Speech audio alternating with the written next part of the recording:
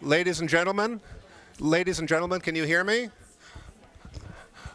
Ladies and gentlemen, welcome to the American Enterprise Institute. I'm Nicholas Eberstadt. I hold AEI's Wendt Chair in Political Economy, and we are delighted to be partnering today with the U.S. Committee on Human Rights in North Korea, with HRNK, for the release of this truly major report, Marked for Life, Songbun, North Korea's Social Classification System. If you read the report, and I hope you will never think about the DPRK quite the same way you did before. We often hear it said that we don't know much about North Korea. But that old trope really no longer is quite true. As Bob Collins, the author of this report, demonstrates in some ways in chilling fashion, other ways disturbing and appalling ways, we actually know a lot about the way that things work in North Korea. The only question is whether we will face what we know and deal with the implications of that knowledge.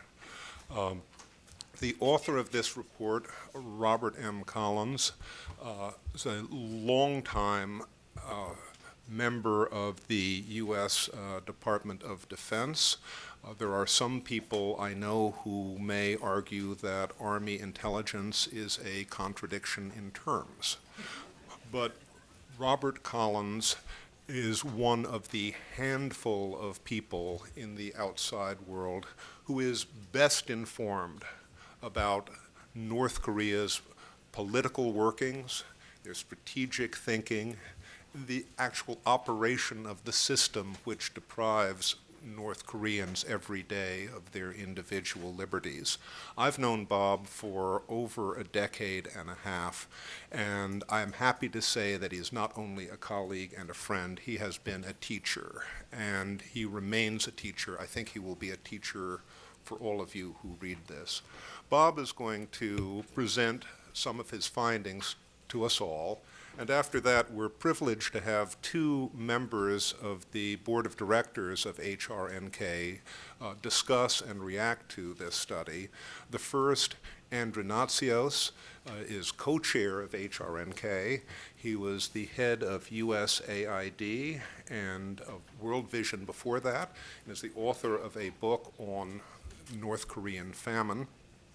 Our other discussant, Dr. Marcus Noland, the deputy director of the Peterson Institute for International Economics, is also an author of a book on the DPRK famine. He's been following North Korea's economic policies and economic problems for the better part of 2 decades now, I suppose, and writes one of the most interesting and informative blogs on North Korean affairs, Witness to Transformation.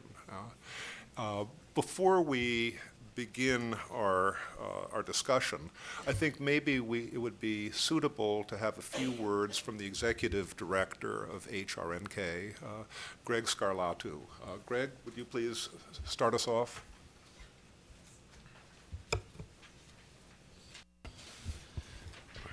Thank you very much, Nick. I would like to begin by thanking Dr. Nicholas Eberstadt and AEI for hosting this event here today. Kelly Madish and our other colleagues at AEI have done a superb job preparing this event. We're also very grateful to my predecessor, Chuck Downs, who worked very hard to complete this report. Our board members, Andrenatsios and Marcus Noland, who will be discussants today. I would like to acknowledge the contributions of a former co-chair and founding member of HRNK, Richard V. Allen, who worked very hard to make sure that this report was completed.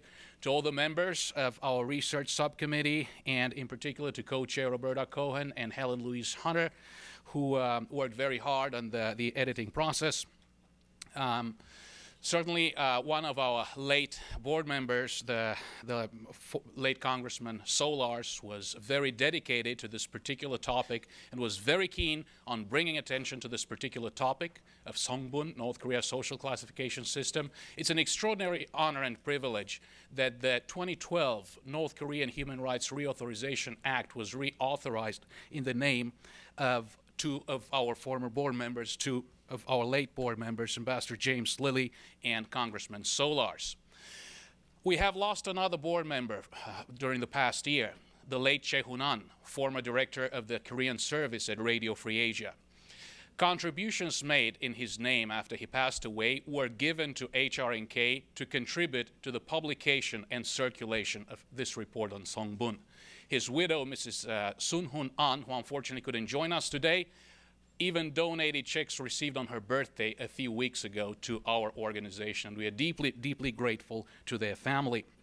Certainly, we are very grateful to current and former interns who worked hard on making this report happen: Jason Kelly, Nicholas Kraft, Samantha Lasithia, Maria Kim, Hannah Barker, Minter Oba, Rosa Park, Hyung-Chang Lee, and James Doe.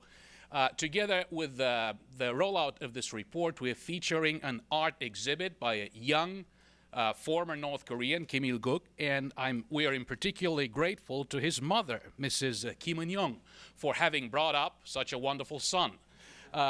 It is very appropriate to have this exhibit here today. By looking at Il-guk's paintings, we will understand why it is not sufficient to live in Pyongyang to understand North Korea, and also based one of the statements that are going to be made today is that Songbun affects all aspects of life in North Korea. We have posters also featuring those multiple aspects of life that are affected by North Korea's social classification system. I hope this was not too long, and I hope I haven't been upgraded to keynote speaker today. Thank you very much. Thank you so much, Greg.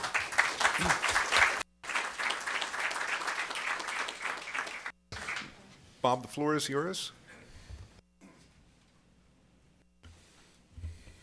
Well, thank you, Nick, for hosting this and those kind words you gave, and thank you, Greg, for the introduction.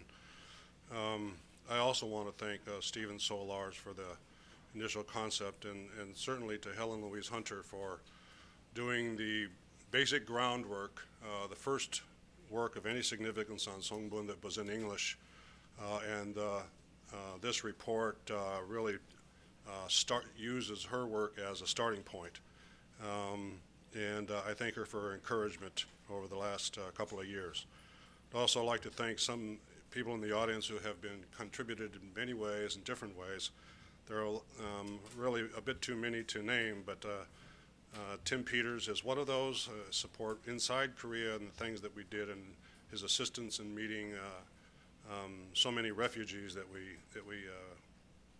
talked to over the process of doing this investigation.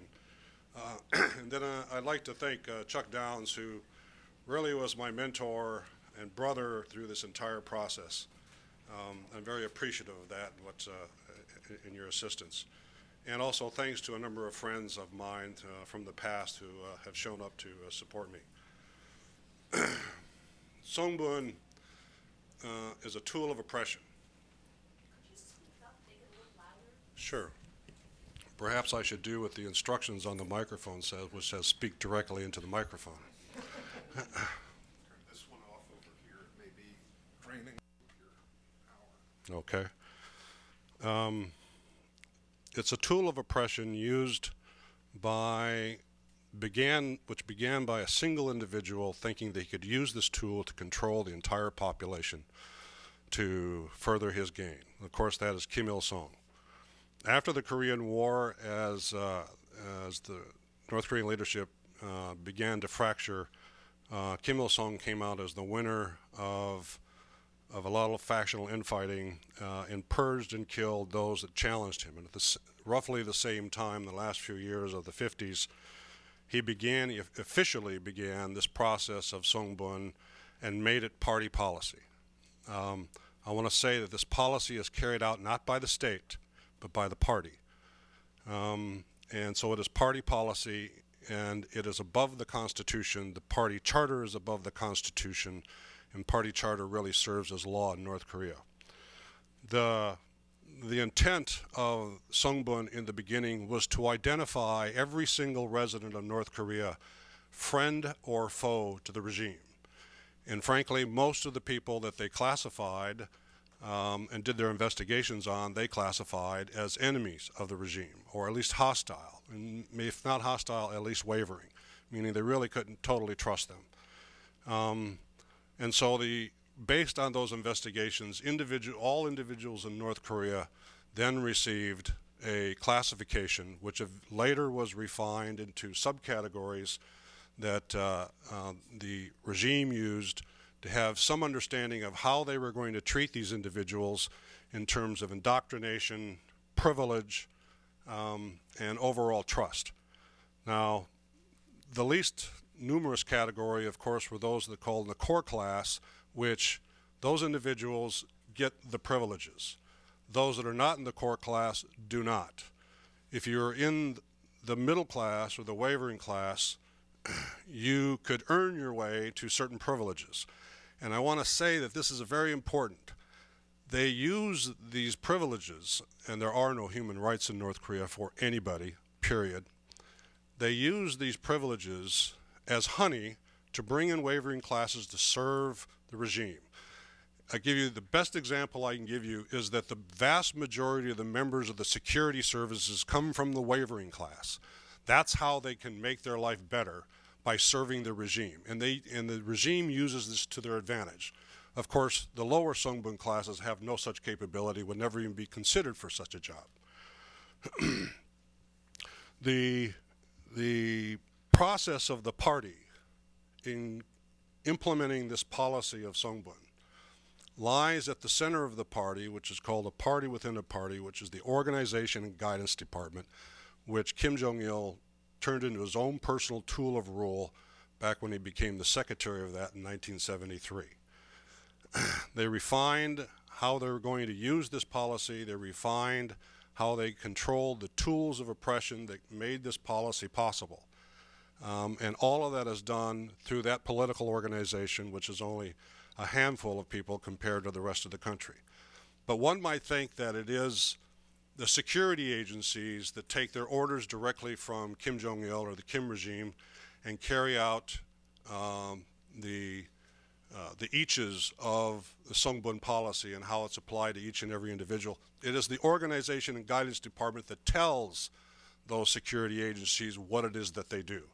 And that is a purely political organization made up of the highest classes, even above the highest class of Songbun. These are the personal these are family members of the personal compatriots of Kim Il-sung, dating from before liberation in 1945. Songbun is designed to ensure that those that are deemed as trustworthy get the best that the party state has to offer, and that whatever is left over flows downhill to the other two classes. And this is implemented and displayed in all aspects of life in North Korea, and nobody escapes it. It is there in their housing and what kind of housing each individual gets. It is there in their food, in how much food and what quality of food and what is and how often they get the food. It is there in their clothing. It is there in their medical treatment. It is there in their employment. It is there in terms of opportunity, which are limited. Songbun enters into everything. But it is not something that the average North Korean has a deep understanding of. The information and the policies and whatnot of the regime are not taught to the average Ma and Pa Kim or their children. But as they go through life, they begin to experience what they see as, I'm not of the right background, or I am of the right background. And they begin to realize that there's a social background, a history of your family, in other words, that is used for them or against them in terms of how they get treatment relative to housing, medical care, opportunity, occupation, that sort of thing. The biggest hope of the average North Korean, Man, Pa, Kim, in North Korea is to be a member of the Korean Workers' Party, because that signifies success. If you can do that, there are privileges that come with that. That is why those wavering class individuals will join the security agencies in order to further their lives and that of their family. It's also an opportunity to ensure that they get a lot of bribes. But the main point of that process is that if I can get into the party, I will succeed. My children will have a better lifestyle. If you're from the lower classes, or you have any black mark against you, particularly a political crime or a major crime of some sort, then, or you haven't greased the right palms in terms of bribes, then you are excluded from any possibility of being in the party. In other words, you have no ability to change policy, to influence policy, any of that. That is done strictly by those with the privilege to be in the party. And if you are from the core class or the higher Songbun, which is the minority of just over a quarter of the population, then you get those privileges and you have the better lifestyle, you have the better housing, you have the better health care, and you have decent food to survive. Now, nobody is extremely rich in North Korea except the top 0.1%. And if you have $10,000 in your pocket, you're regarded in North Korea as fairly well off. Obviously, that's not the case in countries like ours or anywhere else in the West. But the point being is that unless you're at the top, it's difficult to make the money. Now, yes, things have changed in North Korea in terms of the role of money and how certain black markets and local markets offer an opportunity for a number of families, regardless of Songbun, to make money.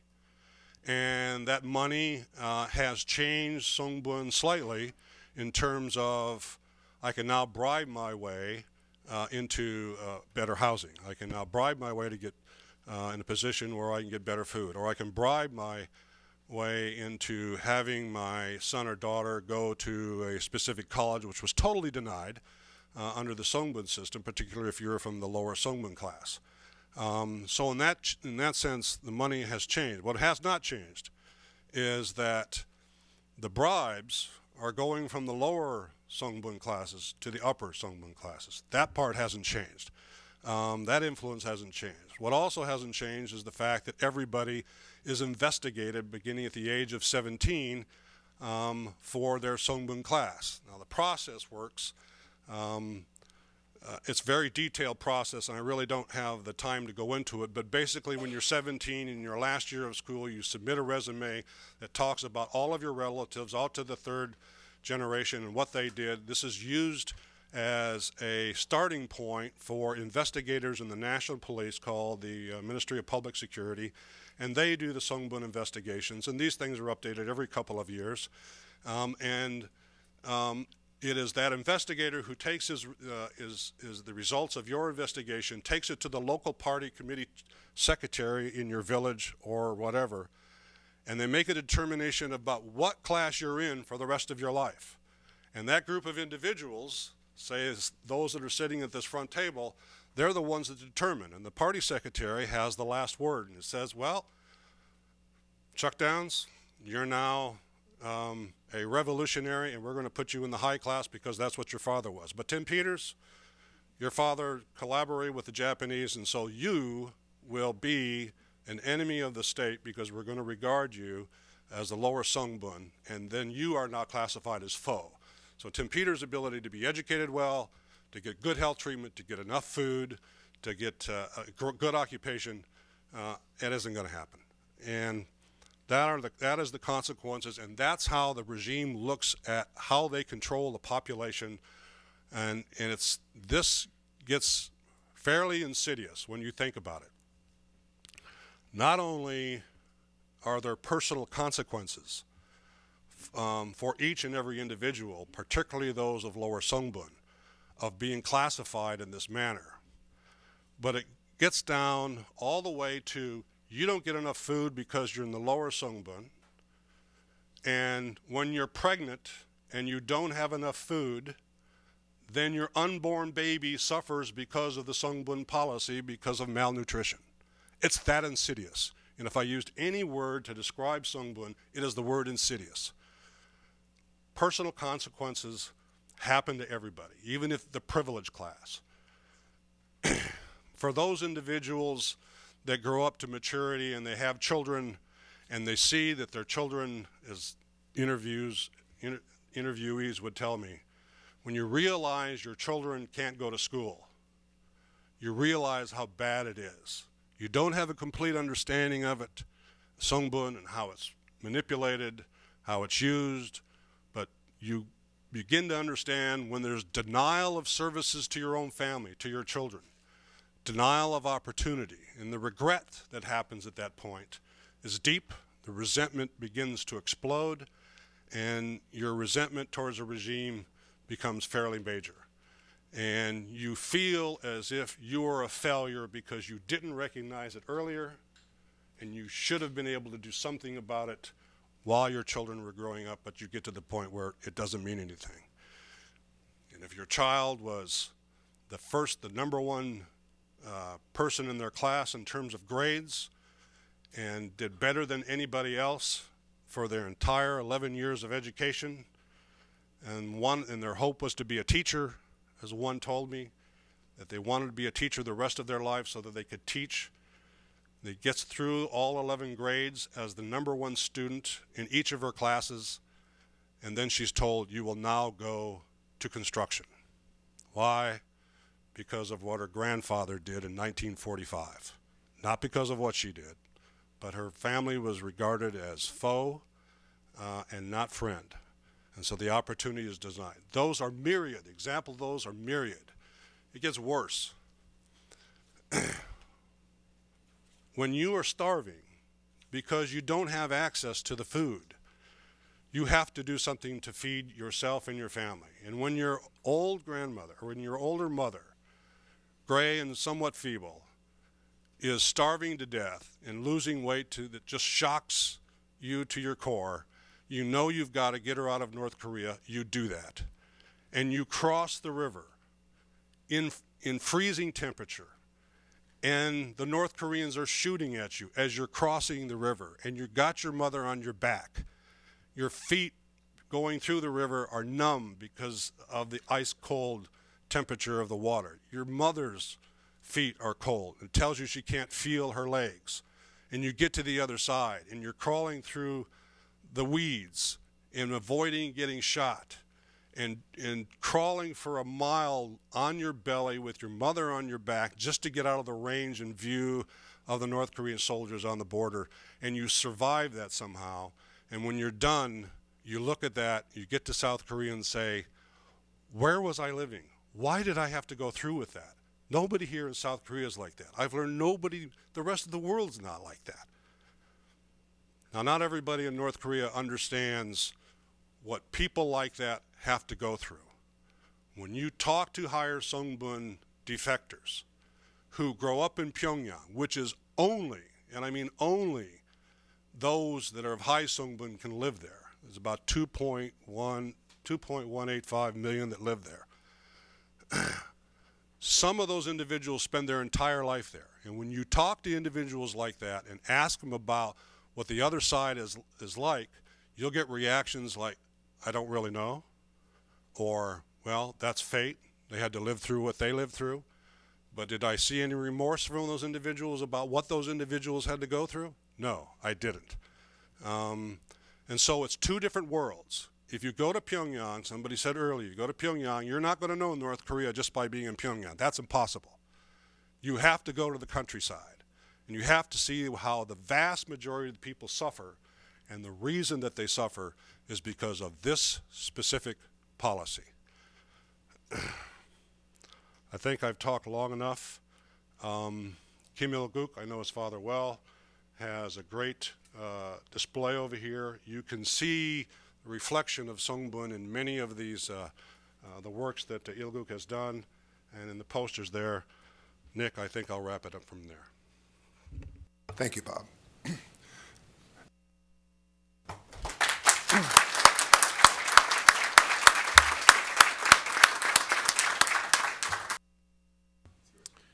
Thank you. I'm going to talk a little bit about the food and nutritional implications of the Songbun system. Having lived through the famine from a humanitarian relief standpoint, this had a profound effect, without us realizing it at the time, on how we distributed food. When I say we, I mean the international system, which is composed of the NGOs, the Red Cross movement, the World Food Program, and the aid agencies that provide the food. And 60% of the food in the entire international aid system is provided by USAID. So this system has had a profound effect on who ate, who did not eat, who survived, and who died in the famine. And it's very clear now from the research that Bob Collins has done in this exceptionally good report that we should have run the aid effort differently. Some of us, we had debates about this, and there were, I don't want to get into political ideology, but I noted that the Europeans were a little bit more, European NGOs were more sympathetic because they believed that the North Korean system was designed to provide an equal ration to everybody based on sort of a socialist, egalitarian model. Now, I mean, I knew much more about the Soviet Union from a scholarly perspective than I did about North Korea at the time, and I knew that simply wasn't true in the Soviet Union. If you remember the party, you were treated profoundly differently than you were if you were a common person. And we know that Stalin used food to kill off the Kulak population in the Ukraine during the Great Famine. Robert Conquest's book, Harvest of Sorrows, is one of the most powerful books written on the Soviet period. And he records that Stalin, in several places he says in the book, that Stalin made a deliberate effort to kill off this kulak class of middle-class farmers using food as a weapon of the state. The notion that somehow North Korea was different than this didn't make any sense to me. But as the famine went on, there's a division developed between those people in the aid community who were what I would call ground people who were fixed on the ground, running the effort, watching things, and observing events. And they are the people always who tend to be less ideological because they are there watching things. And when things are different between what people are told the system does and what it actually does, they're the ones that see it on a daily basis. And we began to get into these really exceptionally confrontational fights within the community between the field staff saying one thing and sort of the detached analysts who would go for 2 weeks and then go back to their headquarters and claim other things. So the question is, what evidence do we have before this report that something was off, something was wrong in this system? Well, the first thing, I didn't record it in my book because I couldn't get Hwang Jong-yap or this Japanese scholar to tell this story, but a prominent intellectual American told me, he was a scholar of North Korea, this story, that Hwang Jong-yap, when he escaped, and he is the third-ranking member, was the third-ranking member of the Politburo in the North. He was president of the Kim Il-sung University. He was the tutor of Kim Jong-il. And he was the author of Juji Ideology. Very prominent, powerful figure. In January of 1997, in the middle of the famine, he defected to South Korea. He just died recently. I can tell this story because he's not with us anymore.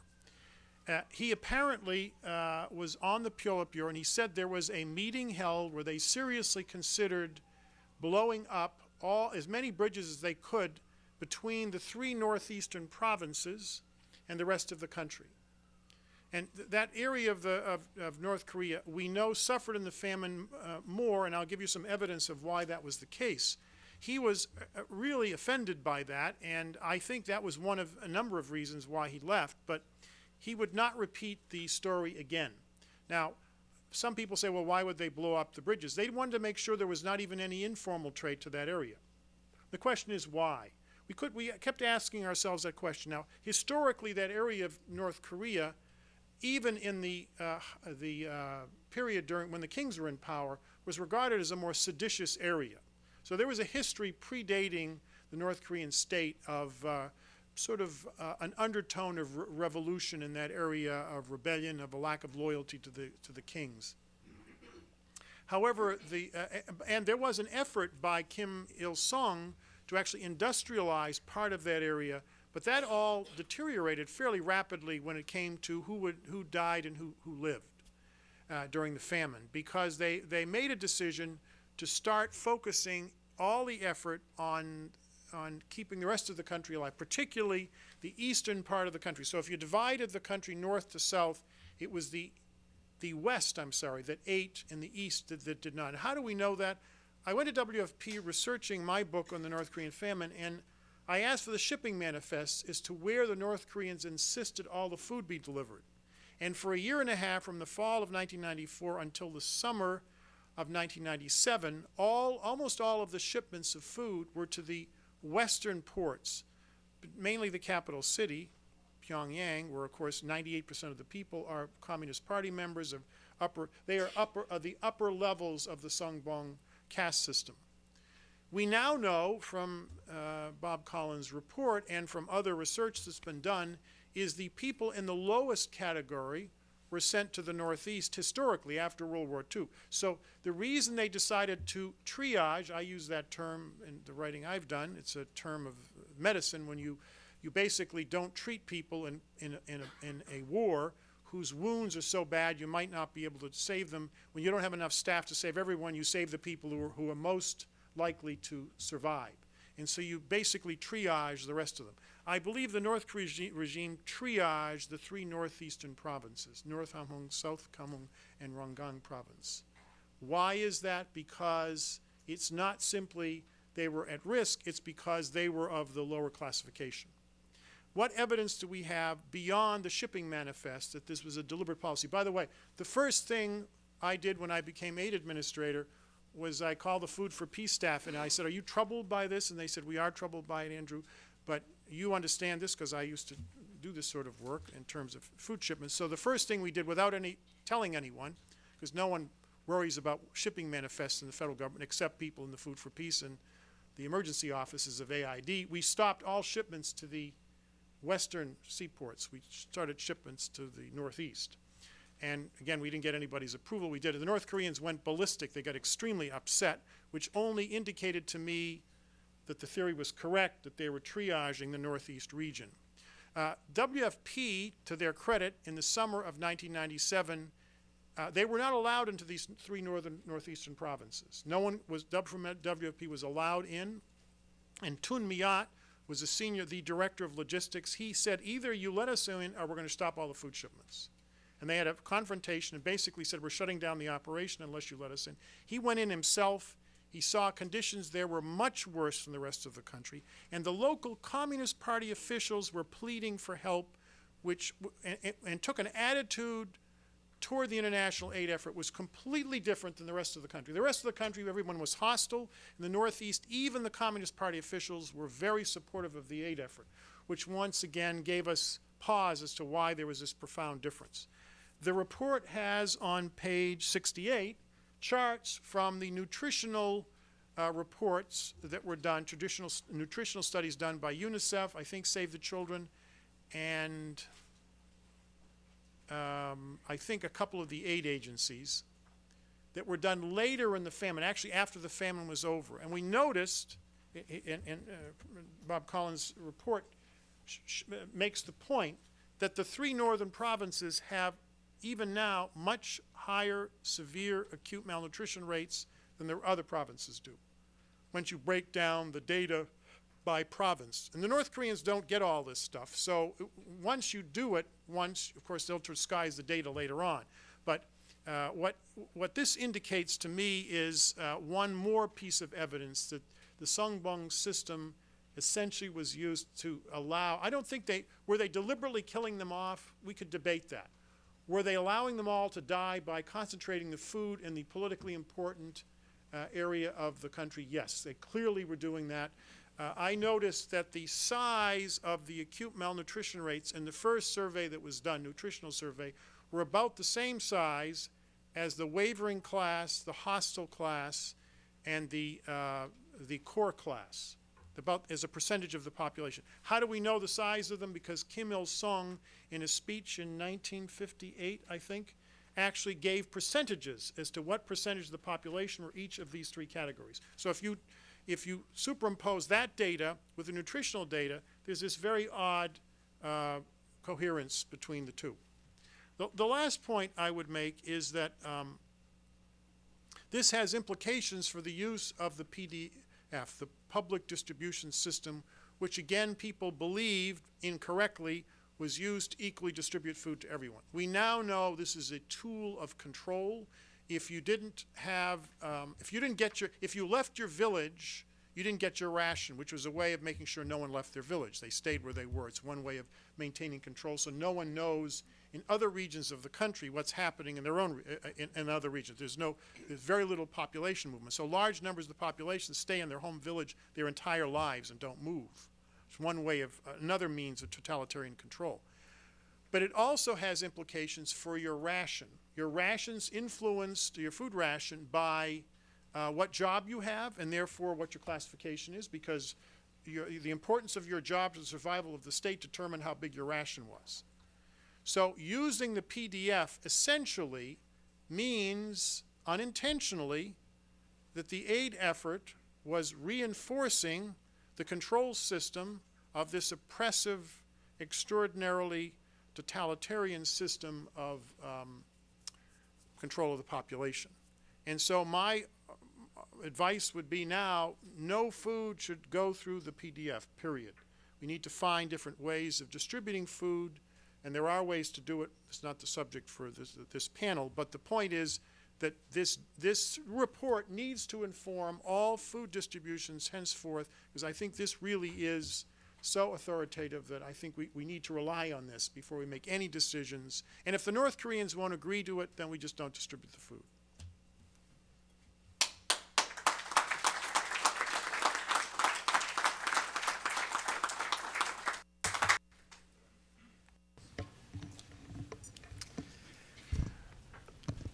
A person's life is defined by the choices that they make.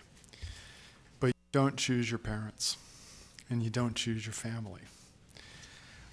It is an honor to be invited to participate in this event. I've known Bob Collins for a number of years, and as a board member of the Committee for Human Rights in North Korea, I was delighted to hear that the committee had successfully recruited him to be the author of this report. I knew that he would do a good job. But even I did not expect the magnificent report that he has produced. It is an extraordinarily informative piece of work and is destined to be a basic reference for anyone seeking to understand the Songbun system in North Korea. What I would like to do is take a few minutes to elaborate on and reinforce some of the conclusions that he obtained in his report by lining them up against some survey work that Steph Haggard and I have done. A few years ago, Haggard and I did a survey of 303 North Korean refugees residing in South Korea. And among the questions we asked were a few questions relating to their Songbun classification and their father's classification. Among our respondents, 14% indicated that they were members of the core class, 62% indicated that they were members of the wavering class, 11% indicated that they were members of the hostile class, and 14% indicated that they were not sure about their status. When asked about their father's status, we obtained answers that statistically were indistinguishable from the answers that the respondents had provided about themselves, reinforcing the report's observation that there appears to be little intergenerational mobility across these classes. We did observe some statistically insignificant downward drift in classification across generations, and I don't know if this reflects the possibility that's mentioned in the report that the system is basically an escalator that only runs in one direction, or whether this reflects the fact that people who have had bad experiences and possibly downgraded Songbun are more likely to leave the country and end up in our sample. But either way, the picture emerges of a system that is essentially static across generations. Similarly, we obtained a similar result with respect to occupation and employment. There was little cross-generational movement across broad occupational categories, which is consistent with the interpretation in the report of the relationship between Songbun and employment opportunities. When we examined the relationship between Songbun and attitudes and behaviors, we obtained some interesting and nuanced results. While as one might expect, the attitudes towards the North Korean regime among these refugees are generally quite negative, those who indicated that they were part of the core class, or had been part of the core class, had somewhat less negative views, and were more likely to indicate that they had benefited from the changes that North Korea has gone through, or had gone through, in the previous decade.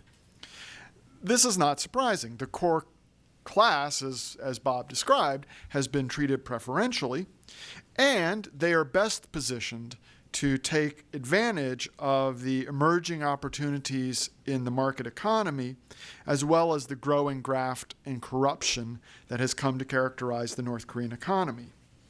This leads me to a key point, which I think is sometimes exaggerated in the public discussion, but I think that Bob has gotten it exactly right in the report, namely the relationship between Songbun and the emerging market economy. North Korea is not unchanging, and one of the most profound changes over the past 20 years has been the increasing role of money and the increasing marketization of the economy. Clearly, the rise of the market has created alternative pathways towards advancement, and it's for precisely that reason that people like me seek to strengthen the market as an institution and as a kind of zone of autonomy beyond direct state control. But that development does not mean that the old structures are no longer relevant. The individuals best placed to take advantage of these new opportunities, whether it be through participation in market-oriented activities at the high level or through predation of those engaged in the market, are in the upper reaches of the system and most likely to have good Songbun. It's not a simple either-or situation. Compared to 30 or 40 years ago, I have to believe that the growing role of money erodes the direct prescriptive impact of the Songbun classification system on the lives of individuals, but this rise in the market is occurring in the context of a highly formalized and highly stratified social system, and it would be a mistake to ignore that basic context and environment when looking at these changes in the economy. Yet it was also the case that those respondents who self-identified as having been members of the core class were also more likely to complain about conditions, and interestingly had a greater propensity to claim that they had actually communicated those views to their peers.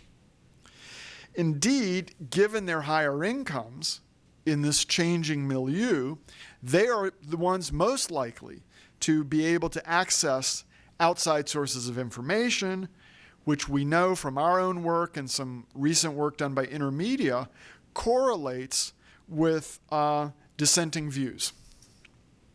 This suggests that while the regime has acted assiduously to secure the support of key constituencies, the effort has not been entirely successful, and that there are fissures even within this so-called core class. In short, Bob has written, and the word I have in my notes is wonderfully, but somehow that doesn't seem like the right adjective for this topic, has written a truly informative report on a critical and little understood topic. It is a real contribution to knowledge. I urge you all to read it, and Bob should be enormously proud of this accomplishment, as should the committee which sponsored it. Thank you.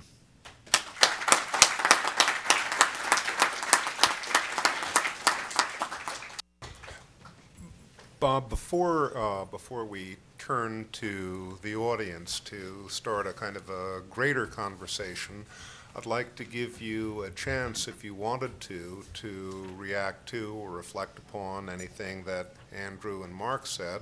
I'd also like to throw a question your way. As Mark indicated, as you indicated, as Andrew indicated, things are not unchanging in the DPRK. More information is coming out of the DPRK, more information is going into the DPRK than in the past. More reporters are traveling there than previously. International news agencies have offices in Pyongyang. Two questions. Number one, what should reporters and journalists traveling to the DPRK know about Songbun so that they can report on the situation there more accurately? Secondly, what role is there, so to speak, for the outside world to raise North Koreans' class consciousness, to increase the ordinary North Korean man and woman's understanding of this system that you've persuasively suggested, envelops them, traps them, but they don't always understand?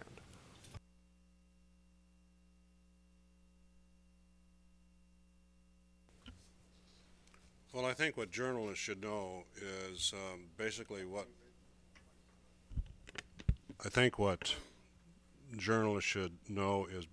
is reported in this report, that there are everybody they meet when they visit North Korea has a social classification subcategory that was assigned to them at the age of 17. If they're meeting somebody in Pyongyang, they're going to be from the top level, and so they're going to be very loyal to the regime and its leadership because they get benefit from that. And so if their job is to be an escort for that journalist, they already have a pre-prescribed monologue to give to these journalists, just in the same way that those that went to North Korea to observe the missile launch. Because the propaganda and agitation department tells them exactly what it is that they're going to say. And so what they're going to hear from those that are in Pyongyang and escorting them is going to be canned. But if that journalist wants to know more about North Korea, they have to go beyond their handler, their escorts, and they have to go beyond the city limits of Pyongyang.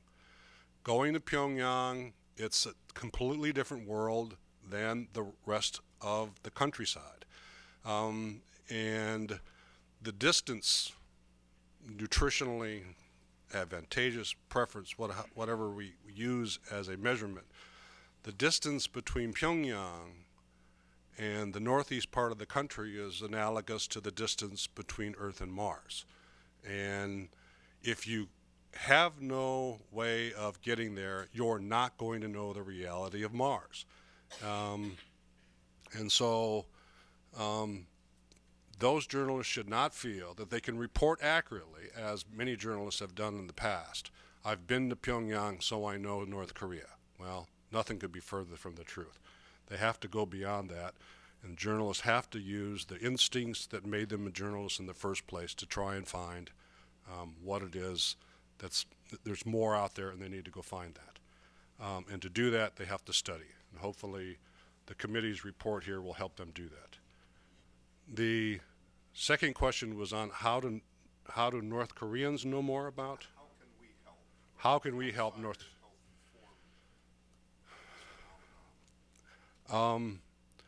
That's a tough one. When you sit down with North Koreans and talk to them one-on-one, they themselves have a limited understanding of what Songbun is about. Because, when you grow up in North Korea, you go to schools that are trained by the propaganda and agitation department and the party science department about what it is you're going to learn. They learn hard sciences and Kim Il-sung and hard sciences. And you be loyal to the regime, and you'll be prosperous, and we'll all have a paradise to live in. They don't teach them the Constitution. That's not for distribution. They don't teach them civil law. That's not for distribution. And they certainly don't teach them about the policies of the party. That's not for distribution either. And it's not their place to know.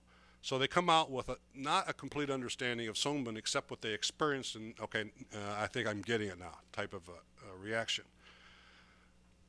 As the information talked about earlier, the North Koreans now love to watch DVDs and CDs from South Korea. It's a wave that it's unstoppable. And infiltrating that process somehow would be very educational for them, although there might be some denial when they first hear it. But that type of organizational approach is obviously very difficult. Certainly the psychological operations folks of our country, whether it's military or civilian or the Republic of Korea, they know how to do this, but getting it inside there is not that easy. And probably the most successful at that are individual Christian leaders who launch balloons on their own, and individuals that there are other individuals other than that who carry the mission into China or from South Korea and launch those balloons into the north to try and help push this process along. But frankly, going to China is a major challenge. Those that do it are incredibly brave because they are subject to not only the hardworking intelligence agencies of the North Korea that operate north of that border, but also the Chinese themselves. And so finding this way of infiltrating the information into North Korea is really tough. And then, frankly, do you prioritize that over food? Do you prioritize that over national security? I mean, we have, frankly, sacrificed, when it comes to North Korean policy in the United States, we have sacrificed human rights for the sake of trying to resolve the nuclear issue. And that's a general statement, but I think everybody in this room can see that in a major way. Getting the information to those inside is very difficult, but the one last thing I would say is once the North Koreans come to South Korea and they begin to educate them and have them realize what they went through, the odd thing about those that go back to North Korea is it's from the lower Songbun classes. Those are the people that go back, not the people from the higher. There are some of those, of course, but those that go back can take that kind of information and distribute it to inside North Korea. Thank you, Bob.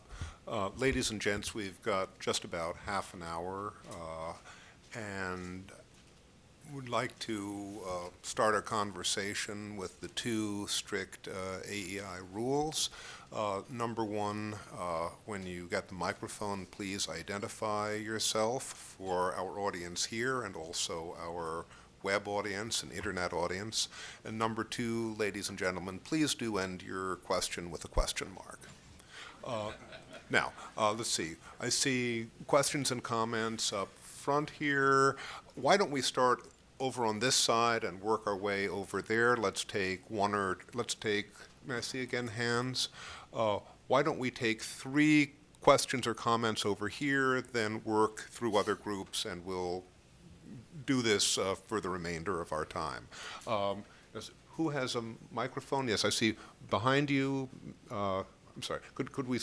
We'll get to you, Claudia, but could we start back with back there? Please identify yourself, Curtis. Hello, I'm Curtis Melvin, and thank you for putting together this report. It's very interesting. About 2 or 3 years ago, 3 of Pyongyang's southern Guyok district were chopped off and annexed by North Hwanghae, And then last year, one of those districts was again added back into Pyongyang. So I was wondering if this, not just, you were speaking earlier about Pyongyang being reserved for core and upper wavering, but this, I think, shows something that there's actually differentiation within the districts of Pyongyang itself. And the fact that they've removed them and put them back in also shows some sort of budget constraint affecting the services in those areas. And I was wondering if you could speak something about that. Let's gather one or two more questions. I saw Claudia.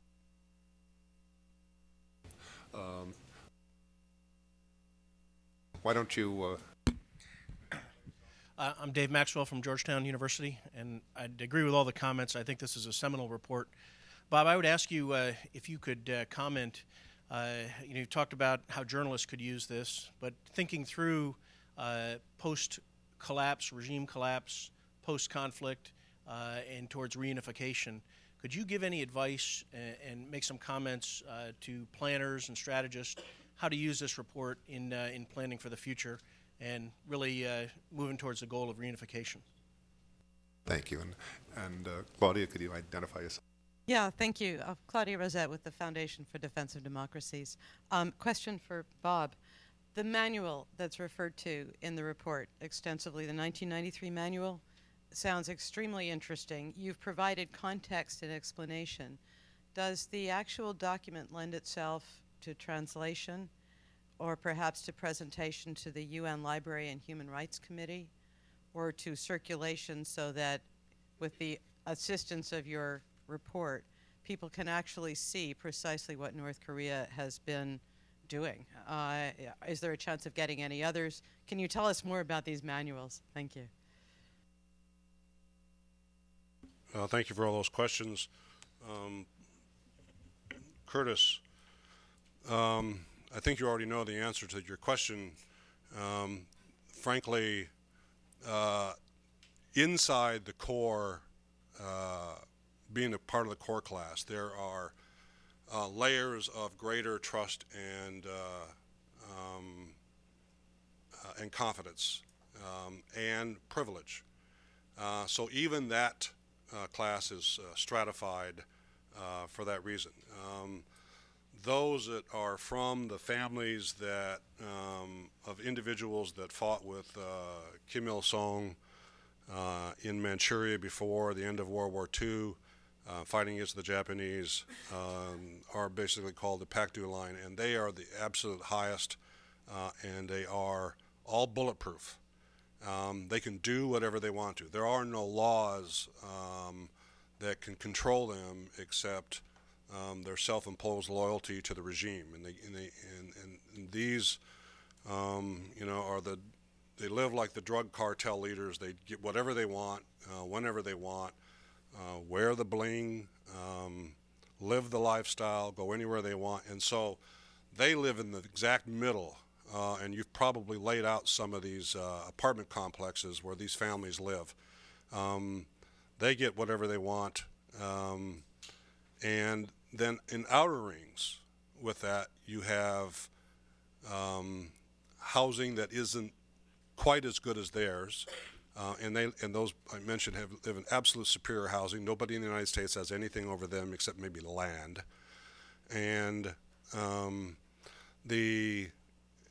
so of those 2 million people, it was very interesting that in last October, the Chosen Weekly produced an Excel spreadsheet that they had gotten from South Korean intelligence on the data of every single individual in Pyongyang and personal data, how many people are like this, how many males, what are they from ranges from age group to age group, what is their level of education, what is their party loyalty, and all of this is a result of the Songbun investigations,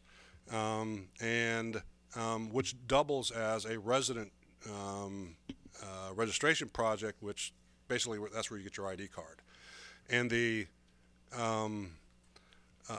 this through this data they are able to judge who's what and where, and thereby prioritize not only Pyongyang over the rest of the country, but parts of Pyongyang over other parts of Pyongyang. And the three areas that you mentioned, Guyoks, or Gu in South Korea, those are very much associated with Honghae province. I don't know this for a fact, but I can only think that of the bottom ring of the core classes, that's where they were located. But doing so means you impact at least 300,000 people in those three districts, perhaps 400,000. I don't really know. It's in that report. I'd have to go back and look at that report, the exact numbers. But when you do that in a population of 2.2 million in Pyongyang, then there are unforeseen consequences. And North Korea, like any country, sees unforeseen consequences of its policy, and then later on has to change that policy because, oops, we didn't mean to do that. I have to believe that's part of the problem. Once you put together that organism, and basically that's what Pyongyang is a power organism, and you cripple it, you hamstring it by doing certain things, i.e. getting rid of them and deprioritizing them, then the unforeseen circumstances and other programs might be too much, or they had a windfall of resources that enabled them to bring them back in. So that I don't really have the perfect answer for that, but that would be my assessment. It's better than a guess, but it's an assessment. Dave, planning for instability. The one thing that our national planners, whether they be civilian or military, is they have to understand these concepts. You can't go in, for whatever reason, if the regime collapses and there's chaos in North Korea, or whatever other scenario, and there's certainly many of them, as you know better than anybody else I know,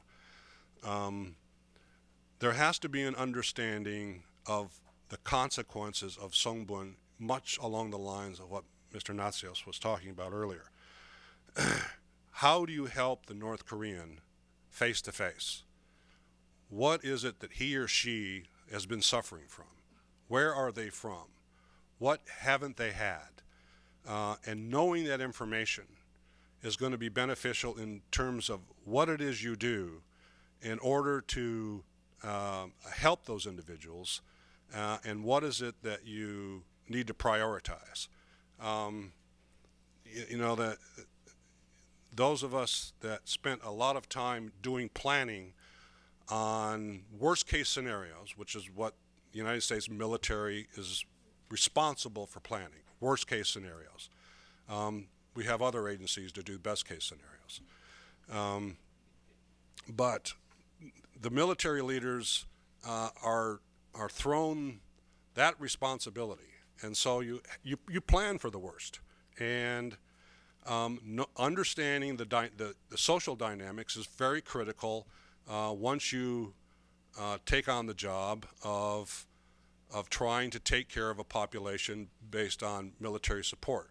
There is no larger humanitarian aid organization in the world, in the United States, other than the United States military. And the tsunami in Indonesia was a great example of that. And so military planners, if you're a general officer in an important position and you're responsible for that kind of thing, you have to take this into consideration. And so all of our senior officers, as well as the planners, have to be educated on to why is this significant. I hope that answers your question. Third, Claudia, thank you for your question. This report, which Chuck was able to receive from a friend of ours in Korea, it is painstaking to go through this thing. It is so repetitive and full of propaganda that one comes away with the impression that it is a training manual for the investigator themselves. And it tells them why they do it, why it's necessary, and exactly how to handle the paperwork, exactly how to do the investigations, exactly who they coordinate with, how they write it up, how they even prepare the personnel folder that they have, and how to conduct the meeting to come to the final classifications. Very detailed. And it is very difficult Korean language, even for South Koreans. It's slightly different than what South Korean regulations and manuals discuss. It is possible to translate it. And I've translated quite a bit of it just going through it over the last couple of years. And if this project were ever to undergo a JIST translation would certainly be the first step of getting there, with an eventual hope that you get to the end. But the manual, just reading the manual without the other context is slightly misleading. Because one, you don't know the consequences, you don't know the policy behind it, except in each of the beginning chapters, it's about loyalty to Kim Il-sung and Kim Jong-il, and targeting anti-state, anti-party, hostile elements, which all the lower class Songbun is regarded as. Translating the manual must have context with it. And so if you included the translation into another kind of report, let's say, then the outer parts of that report could provide that context. But as a standalone document, it's like me reading a book on astrophysics. Not sure I really get it. What does it mean to me? So that's my answer. Let's see if we can harvest some questions and comments from our wavering class group in here. Do we have a microphone? Let's see. Over towards the middle in here. Did I see some hands? I see 1, 2, 3, 4. Let's start in the back and work back with you, ma'am, and work our way forward. Let's get, say, 3 or 4 questions. Can you put your hands up, please? And that way yes, we'll get there. Hi, I'm Gigi Kim with George Washington University, and you mentioned that if an individual is a wavering class member, they may be able to earn privileges. And you also mentioned that the vast majority of security services are wavering class members. And I wanted to know if you know to what extent this might include prison guard work among the North Korean prisons that are variously scattered throughout North Korea. And Shin is next to you. Next. Yeah. Peter Kang, Korean Freedom Alliance. I have a similar question to her about structure of the Songbun system. I understand that the system has invariable nature. But if someone, a party member, for example, his son defects to China or South Korea, does something bad, does it change the Songbun of the son's relatives or party members, grandchild? And similarly, if someone does a great thing for the country, I don't know whether I know there are bad things they can do, but I don't know whether there is any good thing they can do to be promoted. But if somebody does a great thing for Kim Il-sung's memory, does his Songbun get promoted to a higher level? Thank you. Let's move up this way. I saw a couple of hands up front. I see 3 hands here. Why don't we get you 3 gentlemen here, and then we'll move over in the next round to other people. My name is Carl Noller. I'm not clear from your presentation as to how refined this Songbun system is. Are you talking about, say, maybe a couple dozen categories across the country? You're talking about hundreds of categories, thousands of categories? How refined is it? And do you have reasonable estimates as to how many people would be in the various categories that they have? Thank you. Why don't you take it next, Bob? I'm Bob Hershey. I'm a consultant. To what extent can some of the stuff be on the internet so that the world has this as a guidance if there's ever another food distribution, or if there's some policy that has to be pursued that might help get rid of the system? Thank you. And the other side, Chuck. Chuck. I'm Chuck Hawkins. I'd like to address the market issues that were raised, as well as the particular security matters that might be also impacted by the Songbun system along the Tumen River region. If our guest panelists would help out with that, I'd appreciate it. Bob, why don't you start out, and then afterwards Andrew or Mark, if you have anything that you'd like to say. All right. I will certainly leave the economic one for Marcus, because that's really outside my capability. Prison guards, the first one, in wavering class. Prison guards, the selection of prison guards has a lot of different factors, but interestingly, one defector that I talked to was arrested as a family member. His mother had done something incorrect, politically incorrect, and suffered for it by going to a political prison camp. But when he got there, he was asked to become a prison guard. After all, it was his mother that did the political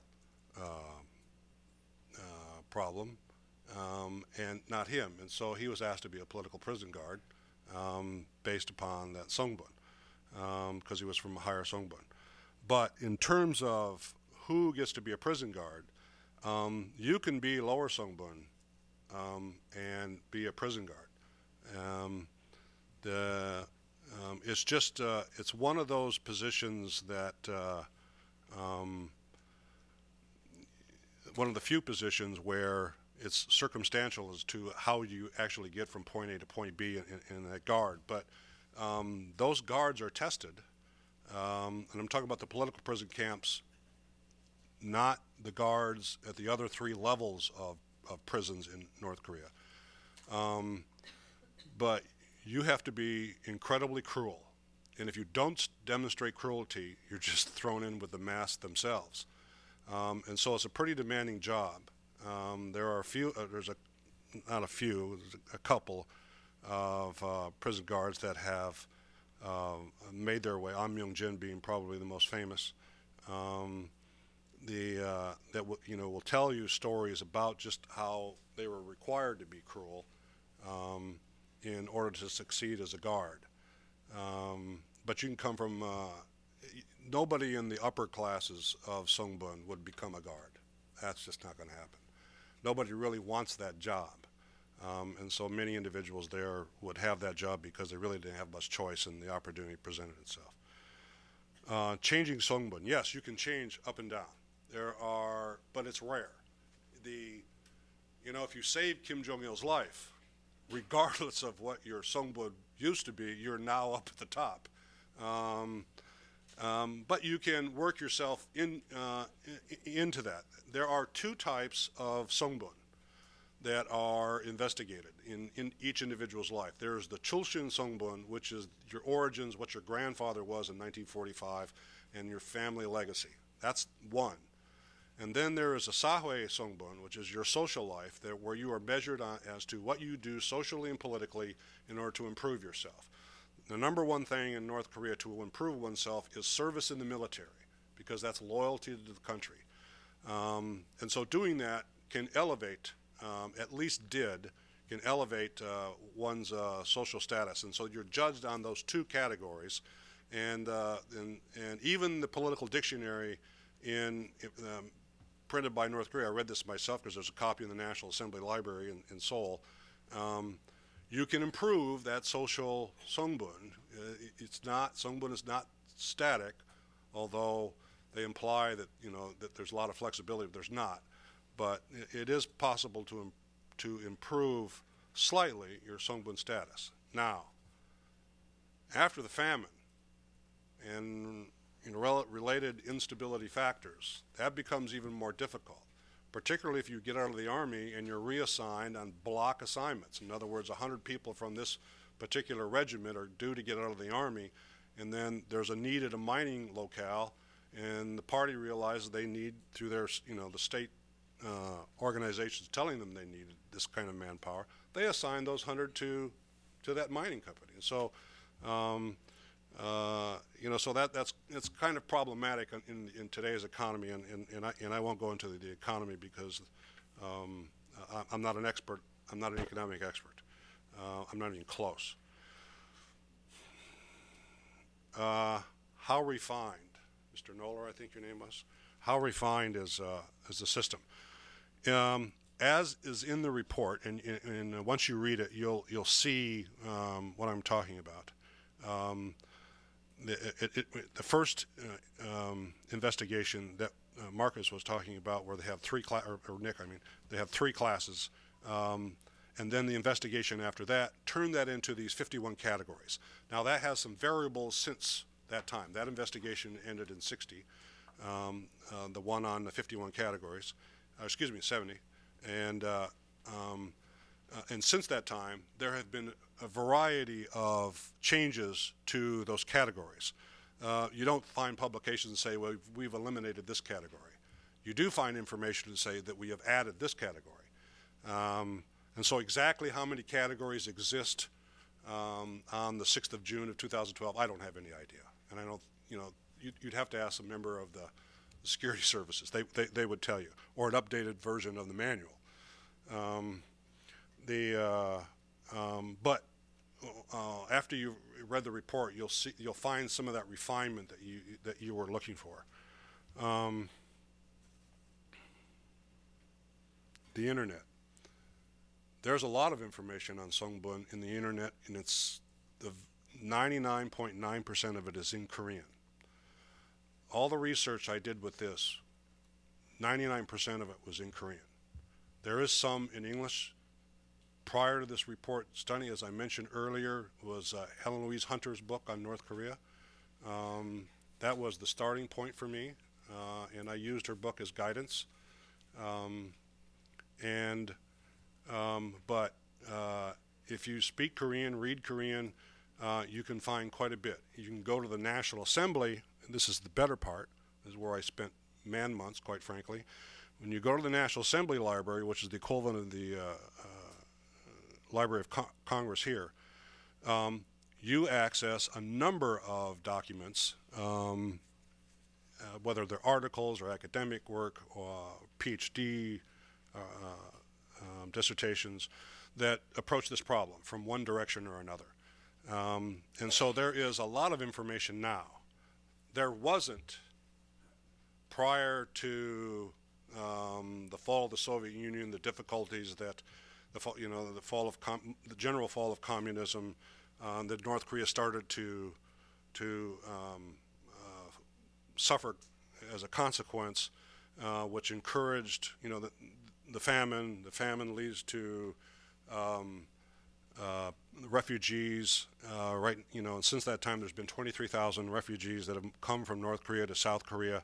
2/3 of those in the Northeast, by the way, and many of these people bring the stories and data that the South Koreans have now collected, and the information has crept from being classified because there were so few defectors before into being just open source. There's just so many. It's you walk down the streets of Seoul. Is anybody from North Korea? And you'll get plenty of hands that go up, and so it's not difficult to meet these individuals. And so the information has expanded greatly over the last 15 years, and that information is in those documents I mentioned. I think I'll stop there. Just a couple of points. Doing the research for my book, went up to the border of North Korea with China as a tourist with an underground NGO helping people who were escaping North Korea, and interviewed them for several weeks in November, December of 1998, I think it was, 98 or 99, 98. By the way, don't go during that time, it's very cold. But we would meet them on the logging trails up in the mountains, people just escaping. They were all very miserable, and it was very sad and pathetic because almost all of them were malnourished, and they all had stories. Some people argued before I left that the information that we were getting, those of us who said their famine was going on, because at the time there was a dispute over to whether the famine was real or not. A whole group of people, particularly in Europe, said this is simply a American plot. I don't quite know who would be benefited by inventing a non-existent famine, but there were columns in the papers in Germany and Switzerland saying this is all completely invented, it's fabricated, there is no famine, no one's dying, that kind of thing. But anyway, these people that we would interview, one of the things that recurs over and over again in the interviews, and I think I interviewed several dozen, was that they felt they had been betrayed by the government, both because the government was supposed to provide for them from birth till death, and they weren't, carrying out the government wasn't its socialist duty. Of course, it never actually did that, but the perception was that they had. But two, that they were being lied to. That was the thing that shocked them the most. They told us that the Chinese are all starving to death, which was credible because between 58 and 62, we now know maybe as many as 45 million Chinese starved to death during the Great Leap Famine of Mao. But they certainly were not starving when I was there. We were in the most remote logging areas, and everybody you could see at night when we were driving, televisions on in people's homes, and lights. So that people are very prosperous in that region of China. The second thing they said is they told us that the South Koreans were even richer than the Chinese were, which was even more shocking to the North Koreans. They said they've been lying to us, they've been so there's a lot of anger over the disparity between what they were told and the image they had and what the reality was when they left. Many of them went back, and I said, what are you going to do when you go back? He said, we're going to tell all our neighbors these guys have been lying to us all this time. I think the most powerful part of this report is the fact that all North Koreans may not fully understand the extent of the system. Maybe understand what part of the system they belong to, but not how highly refined it is. And I think the more North Korean people know the disparity between what they're told and what the reality is, between how the Chinese live their lives, or particularly South Koreans or Japanese or Americans live their lives, and how they live their lives in North Korea, that will undermine the regime more than anything else in a very invisible but very insidious way. So if you want to reverse the insidiousness of the Songbun system, simply disclose what's happening in a more systematic, organized way.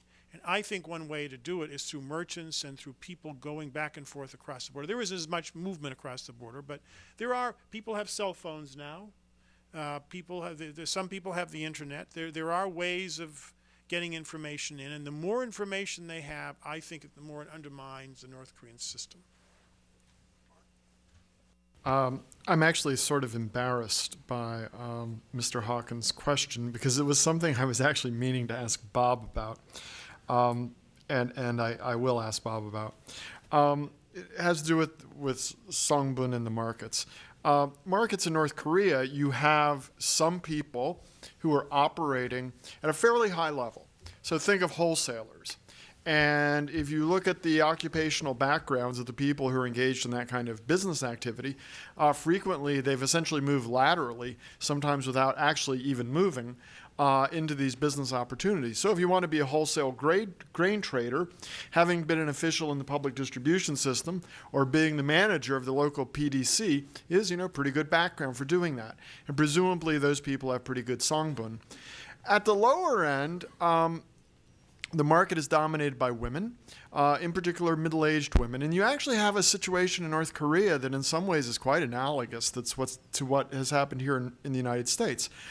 You have a period of economic change, structural change, and there's a lot of turbulence. And there is one identifiable group in the United States that if you do studies on lifetime's earnings displacement, is routinely disadvantaged by these kind of events. And those are middle-aged married women. And the reason is because of the family structure, those individuals have much more attenuated ability to move geographically to take advantage of new opportunities. They're basically stuck where they are. So they get laid off of a job and then they're kind of stuck, and they have greatly reduced lifetime earnings. This was basically, key constituency when Hillary Clinton ran for president 4 years ago. You have the same thing in North Korea now. You have women being shed from state-owned enterprises, but because of their family situation, they can't move. So they're stuck in Wonsan or they're stuck in Chongjin, regardless of how poor the opportunities are, and they end up working in the markets. And so I was going to actually ask Bob about the Songbun characteristics of the industrial proletariat, because I'm interested in this question myself. We can do that afterwards. I also realized I've got all this data back in my office. I can actually just pull out all these individuals and see what their background is, but I can't answer your question this afternoon. Well, we've reached the allotted time for our event. I'd like you, before I say that, I hope we can prevail upon our panelists' gentle dispositions to linger here for a little while afterwards, because I think there are many people in the audience who might like to talk to you a little further. But ladies and gentlemen, will you please join me in thanking Bob Collins for this important report, in congratulating HRNK for publishing it, and in appreciating the high caliber, the superb caliber of the discussion that our panelists had this afternoon.